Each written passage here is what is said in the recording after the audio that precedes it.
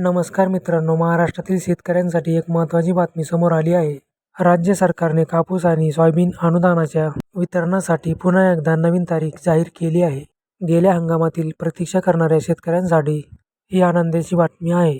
आता 29 सप्टेंबर 2024 रोजी अनुदान वितरण होणार असल्याचे स्पष्ट करण्यात आले आहे. गेल्या काही महिन्यांपासून शेतकरी या अनुदानाची प्रतीक्षा करत आहे.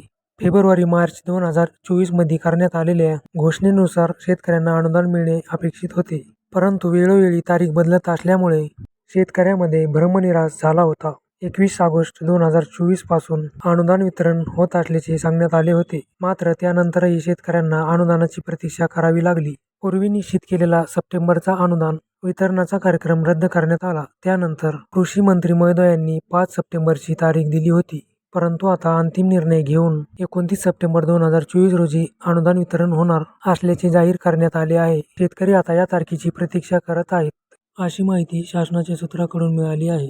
तर मित्रांनो, तुम्हाला हा व्हिडिओ कसा वाटला हे कमेंट करून नक्की सांगा आणि चॅनलवर नवीन असाल तर चॅनलला नक्की सबस्क्राईब करा. धन्यवाद.